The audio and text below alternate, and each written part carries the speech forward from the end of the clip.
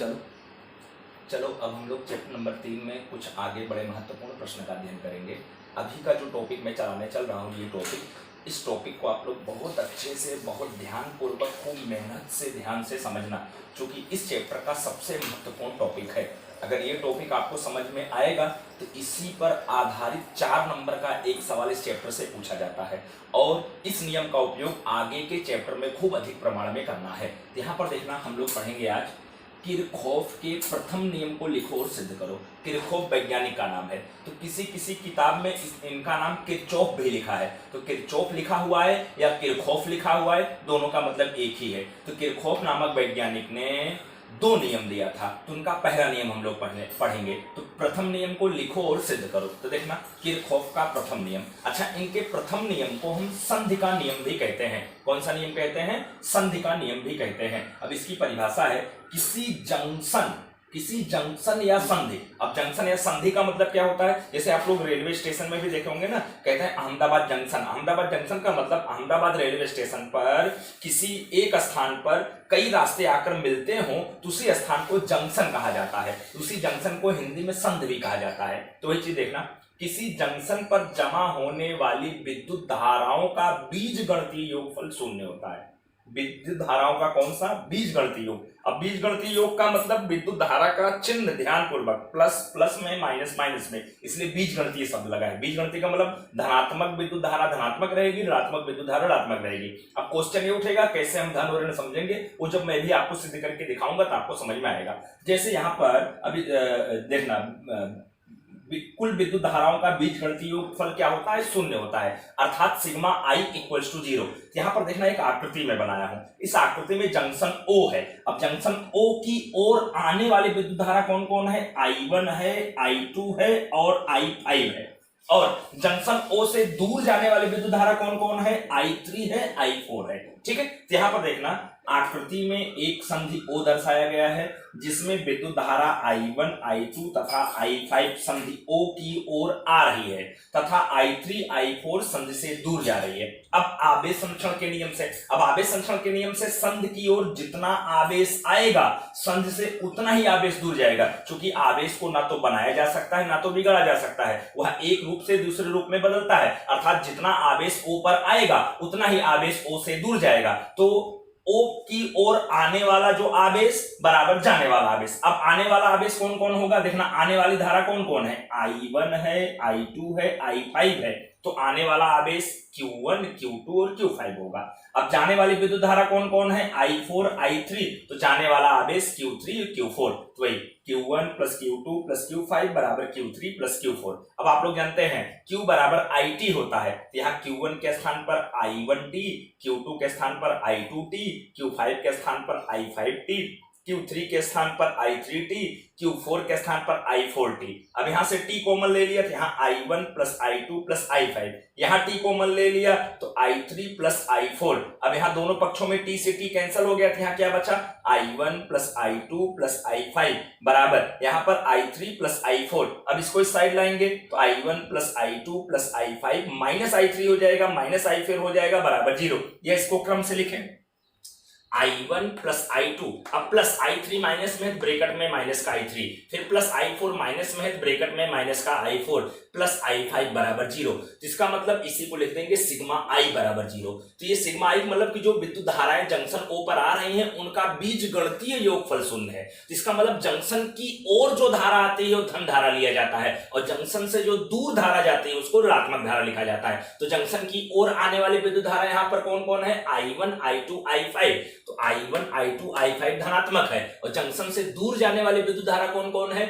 I3, I4। तो I3, I4 आपकी क्या है? ऋणात्मक है और इनका टोटल बीजगणितीय योगफल आपका क्या होगा? शून्य होगा, मतलब सिग्मा I बराबर 0। तो इस तरह से किरचॉफ का प्रथम नियम है। तो कभी कभी ये नियम का उपयोग सवाल में हल करने में खूब अधिक प्रमाण में करना है। कभी कभी ये प्रश्न भी 2 नंबर में बोर्ड के एग्जाम में पूछा जाता है। ठीक है, प्रश्न बहुत कम पूछा जाता है लेकिन इस नियम का उपयोग खूब अधिक प्रमाण में सवाल हल करने में करना है। तो किरचॉफ का प्रथम नियम क्या है? किसी जंक्शन पर जमा होने वाली कुल विद्युत धाराओं का बीजगणितीय योगफल शून्य होता है, अर्थात सिग्मा I बराबर 0। या सिंपल सी भाषा में कहें, आने वाली विद्युत धारा बराबर जाने वाली विद्युत धारा। जंक्शन की ओर जितनी विद्युत धारा आएगी, जंक्शन से दूर उतनी ही विद्युत धारा जाएगी। अब यहां पर देखें, इस आकृति में आने वाली विद्युत धारा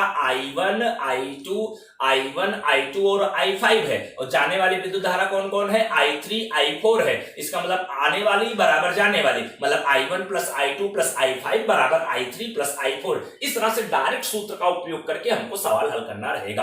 अब यहां नोट करके किरचॉफ का दूसरा नियम बता रहा हूं। अब इस दूसरे नियम को पास का नियम कहते हैं। अच्छा, ये प्रश्न बनता नहीं है बोर्ड की एग्जाम में कि किरचॉफ का दूसरा नियम लिखो और सिद्ध करो, ऐसा नहीं बनता है। खाली इस नियम का उपयोग करके बहुत महत्वपूर्ण सवाल हमको पढ़ने हैं, इसलिए इस नियम को आप लोग समझना। तो किरचॉफ का दूसरा नियम क्या है?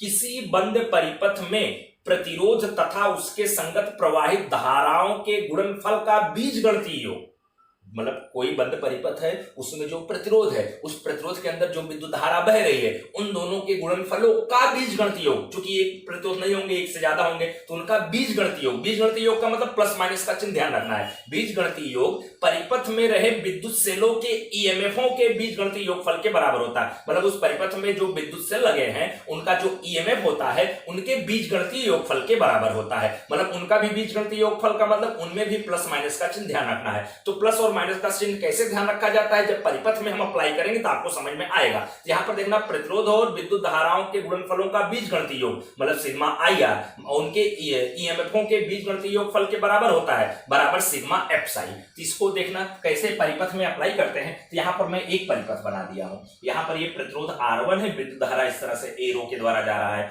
अब यहां पर एक से लगाया हूं, इसका ईएमएफ एप्साई 1 है। यहां प्रतिरोध R2 है, यहां विद्युत धारा I2 इस दिशा में है। अब यहां प्रतिरोध R3 है, यहां विद्युत धारा I3 इस दिशा में है। यहां प्रतिरोध R4 है और यहां विद्युत धारा I4 इस दिशा में है। और यहां पर एक सेल जो लगा है उसका ईएमएफ एप्साई 2 है, और यहां पर जो एक सेल लगा है इसका ईएमएफ एप्साई 3 है। अब यहां पर एक जो परिपथ बना है, इस परिपथ में किरचॉफ का दूसरा नियम कैसे लगाया जाता है, वो नियम आप लोग समझना। तो सबसे पहले आप देखना, लिख रहे हैं, अब यहां पर देखना ABCD नाम लिख दिया चारों कोनों पर। अब यहां पर देखो लिखेंगे बंद परिपथ ABCDA, मतलब जहां से नाम शुरू करें दोबारा वहां पर पहुंचे, कहीं से भी आप शुरू कर सकते हैं, आप ऐसे भी शुरू कर सकते हैं। बंद परिपथ BCDAB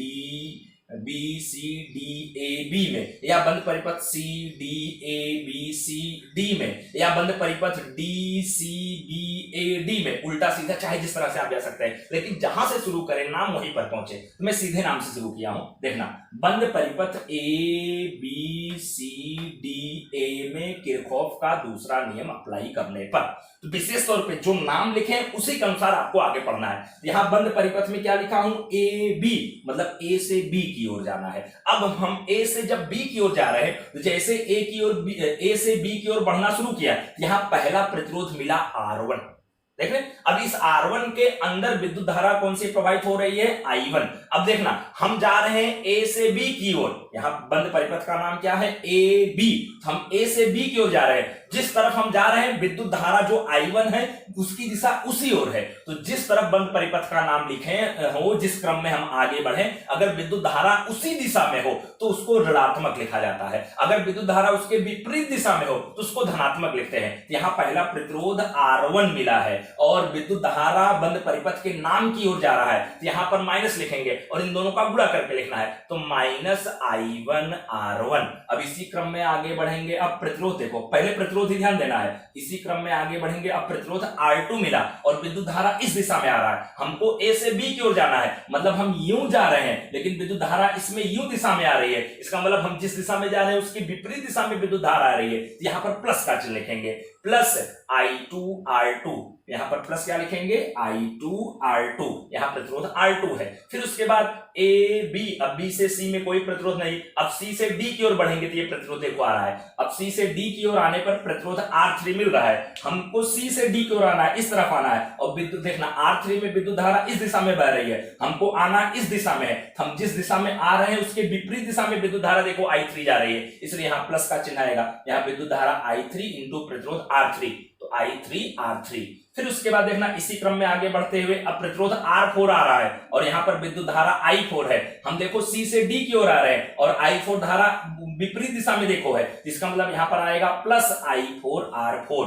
अब यहां पर देखना, इस बंद परिपथ में सारे प्रतिरोध खत्म हो गए, अब बराबर ठीक है। अब उसी ना जो नाम लिखे हैं बंद परिपथ उसी क्रम में आप आगे फिर बढ़े। अब देखना ए से बी की ओर जाएंगे तो पहला विद्युत सेल लिखा। अब पहले विद्युत सेल का कौन सा चिन्ह सामने आ रहा है? छोटी लाइन ऋणात्मक होता है, बड़ी लाइन धनात्मक होता है, तो माइनस का चिन्ह सामने आ रहा है, यहां माइनस एप्साइलन। अब इसी क्रम में आगे बढ़ेंगे ए से बी, बी से सी, अब सी से डी की ओर देखो ये सेल आ रहा है, इसका ईएमएफ एप्साई2 है, लेकिन जब सी से डी की ओर बढ़ रहे हैं तो पहले कौन सा सिरा सामने आ रहा है? माइनस वाला, इसलिए माइनस एप्साई2। फिर उसके बाद आगे बढ़ रहे हैं, फिर एप्साई3 वाला आ रहा है, लेकिन इसका भी पहले कौन सा सिरा सामने आ रहा है? माइनस वाला, इसलिए माइनस का एप्साई3। तो इस तरह से आपका नियम अप्लाई किया जाता है, या इसी को आप लिख सकते हैं sigma I R equal to sigma epsilon. अब यहाँ पर एक परिपथ और बनाया हो जिससे आपको और अच्छे समझ में आ जाए। यहाँ पर देखना इस परिपथ में R1, R2, R3, R4 इस तरह से 4 प्रतिरोध जुड़ा हूं।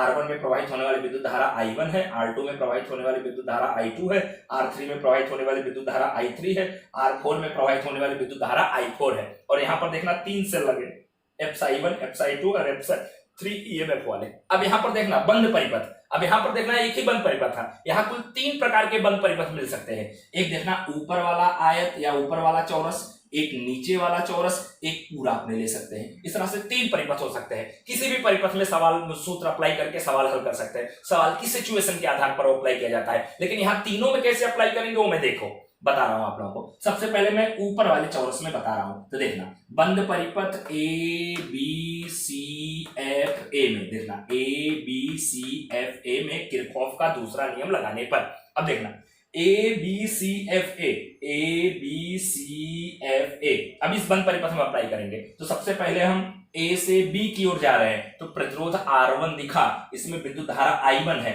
हम जिस ओर जा रहे हैं विद्युत धारा उसके विपरीत दिशा में है, इसलिए प्लस का I1 R1। अब इसी क्रम में आगे बढ़ रहा हूं, प्रतिरोध नहीं है। अब यहाँ C से F की ओर आना है, तो यहाँ पर देखना C से F की ओर आएंगे तो यहाँ प्रतिरोध R3 है और इसमें विद्युत धारा I3 है। हम C से F की ओर आ रहे हैं, विद्युत धारा इस दिशा में जा रही है, मतलब विपरीत दिशा में है, इसलिए प्लस का I3 R3। फिर इसी क्रम में आगे बढ़ेंगे। अब देखना यहाँ पर प्रतिरोध R2 है, विद्युत धारा I2 है, हम इस दिशा में आ रहे हैं और विद्युत धारा विपरीत दिशा में बह रही है, इसलिए प्लस का I2 R2। अब यहाँ पर देखना प्रतिरोध नहीं है, बराबर। अब इसी क्रम में फिर आगे बढ़ेंगे, ए से बी की ओर जाने पर पहला सेल इसका प्लस सिरा सामने आ रहा है, बड़ी वाली लाइन धनात्मक होती है, तो प्लस का एप्साई1। अब इसी क्रम में आगे बढ़ते जाएंगे, अब एप्साई2 का भी प्लस सिरा सामने आ जा रहा है, इसलिए प्लस का एप्साई2। तो आपका बंद परिपथ A B C F A में जब किरचॉफ का दूसरा नियम अप्लाई करेंगे तो आपका समीकरण बन गया। फिर सवाल की सिचुएशन के आधार पर इसको आगे हल करेंगे। अगर नीचे वाले चौरस में हम अप्लाई करें बंद परिपथ सी डी ई एफ सी में किरचॉफ का दूसरा नियम अप्लाई करने पर, या यहां से भी नाम आप लिख सकते हैं, कहीं से भी शुरू कर सकते हैं, मैं सी से नाम लिखना शुरू किया हूं, सी डी ई एफ सी में किरचॉफ का दूसरा नियम लगाने पर। अब देखना अपने जब सी से डी की ओर आएंगे कोई प्रतिरोध नहीं है, अपने डी से ई की ओर जा रहे हैं, प्रतिरोध R4 है और विद्युत धारा I4 है, लेकिन हम डी से ई की ओर जा रहे हैं, मतलब धारा की दिशा में जा रहे हैं, इसलिए माइनस का I4 R4। अब इसी क्रम में आगे बढ़ेंगे, प्रतिरोध नहीं है, यहाँ ई से एफ में भी प्रतिरोध नहीं है, लेकिन जब एफ से सी की ओर जाएंगे प्रतिरोध आ रहा है, यहाँ पर प्रतिरोध R2 है, विद्युत धारा I2 है और यहाँ पर हम धारा की दिशा में जाएंगे, इसलिए माइनस का I2 R2। देख रहे माइनस का I2 R2। अब इसी क्रम में फिर आगे बढ़ेंगे। अब यहाँ पर देखना प्रतिरोध R3 है, इसमें प्रवाहित होने वाली विद्युत धारा I3 है और हम यहाँ F से C की ओर हमको जाना है, मतलब यहाँ पर धारा की दिशा में जाना है, इसलिए माइनस का I3 R3। अब प्रतिरोध नहीं है इसलिए बराबर। अब इसी क्रम में फिर आगे आएंगे, C से D में नहीं है विद्युत सेल, अब D से E की ओर जाने पर यह विद्युत सेल है, D से E की ओर आने पर विद्युत सेल का ऋण सिरा सामने आ रहा है, इसलिए माइनस का एप्साई3। अब यहाँ E से F में नहीं है, F से C की ओर जाने पर देखो ये सेल है और एप्साई2 एमएफ वाला, F से C की ओर जाने पर इसका ऋणात्मक सिरा सामने आ रहा है, इसलिए माइनस का एप्साई2। इस तरह से सूत्र आपका बन गया। अगर ये बड़े वाले बंद परिपथ में आए A B C D E F A, मतलब इस में आए, मतलब बीच वाली लाइन छोड़ दे, A B C D E F A में, तो ये चीज देखो लिखा हूं, बंद परिपथ A B C D E F A में किरचॉफ का दूसरा नियम अप्लाई करने पर, तो देखना ए से बी की ओर जा रहे हैं तो यहाँ पर प्रतिरोध है, धारा के विपरीत दिशा में जा रहे हैं, प्रतिरोध R1 है, धारा I1 है, तो प्लस का I1 R1। अब उसके बाद यहाँ B से C नहीं प्रतिरोध है, C से D की ओर आना है, F की ओर नहीं जाना है, यहाँ भी प्रतिरोध नहीं है। अब D से E की ओर आने पर प्रतिरोध है R4 और बिंदु धारा क्या है I4 और धारा की दिशा में जा रहे हैं तो माइनस का I4 R4। अब इसी क्रम में आगे बढ़ेंगे, E से F में प्रतिरोध नहीं, F से A में प्रतिरोध नहीं है, तो यहाँ पर दो ही प्रतिरोध मिले तो दोनों प्रतिरोध वाला टॉपिक लिख लिया। अब बराबर इसी क्रम में आगे बढ़ेंगे तो पहला बैटरी आपका मिला एप्साई1, धनात्मक सिरा सामने आएगा प्लस का एप्साई1। अब इसी क्रम में आगे बढ़ेंगे, इसी क्रम में आगे बढ़ेंगे, अब यहाँ दूसरा एप्साई3 MF वाला मिला, उसका ऋण सिरा सामने आ रहा है इसलिए माइनस का एप्साई3। तो ये आपका सूत्र बन गया। ठीक है, तो इस तरह से आपको सूत्र अप्लाई करके सवाल हल करना है। अब जैसे मान लिया सपोज दैट एक कोई विद्युत सेल है जिसका आंतरिक प्रतिरोध R है, किसी बल्ब के साथ जुड़ा है तो बल्ब जलता है, तो मान लिया जो बल्ब जुड़ा है उसका प्रतिरोध R है और ये आपका जो विद्युत सेल है इसका EMF एप्साई है। ठीक है, और इसका आंतरिक प्रतिरोध R है और यहाँ पर I विद्युत धारा प्रवाहित हो रही है, तो विद्युत धारा का मान कैसे निकाला जाएगा उसके लिए है। यहाँ पर देखना बैटरी के प्लस सिरे से I विद्युत धारा प्रवाहित होते हुए यहाँ से होते हुए फिर यहाँ लौटकर आ रही है। तो जो ये बंद परिपथ यहाँ नाम लिख दिया ABCD, ठीक है, तो इस बंद परिपथ में किरचॉफ का दूसरा नियम अप्लाई करें तो इस परिपथ में प्रवाहित होने वाली विद्युत धारा का मान हमको प्राप्त हो जाएगा। तो बंद परिपथ ABCD में किरचॉफ का दूसरा नियम लगाने पर अब देखना A से B की ओर जा रहे हैं तो धारा की दिशा में जा रहे हैं तो माइनस का IR, चूंकि इस प्रतिरोध में प्रवाहित होने वाली विद्युत धारा I है और प्रतिरोध R है तो माइनस का IR। अब इसी क्रम में आगे बढ़ेंगे, अब ये भी प्रतिरोध है, आंतरिक प्रतिरोध, लेकिन है प्रतिरोध स्मॉल r है और यहाँ पर देखना B से C, C से D की ओर जा रहे हैं मतलब धारा की दिशा में फिर जा रहे हैं, फिर माइनस का I स्मॉल r और उसके बाद अब कहीं प्रतिरोध नहीं है, फिर बराबर। अब इसी क्रम में आगे बढ़ेंगे, इसी क्रम में आगे बढ़ेंगे, इसी क्रम में आगे बढ़ेंगे तो देखना बैटरी का माइनस सिरा पहले सामने आया है तो माइनस का एप्साई। अब तीनों माइनस है, पूरे समीकरण में माइनस का गुणा कर देंगे तो यहाँ पर प्लस का IR plus I small r बराबर प्लस का एप्साई हो जाएगा। इन दोनों से I कॉमन ले लिया, capital R plus small r बराबर एप्साई। यहाँ से I बराबर आपका क्या हो जाएगा एप्साई बटे capital R plus small r। मतलब इस सूत्र की सहायता से अगर किसी विद्युत परिपथ में विद्युत सेल जुड़ा हो और उस परिपथ में प्रवाहित होने वाली विद्युत धारा का मान निकालना हो तो इस सूत्र का उपयोग करके हम सवाल हल कर सकते हैं। ओके, बड़ा महत्वपूर्ण ये टॉपिक है, बड़ा महत्वपूर्ण ये सवाल है, बड़ा महत्वपूर्ण ये नियम है। आप लोग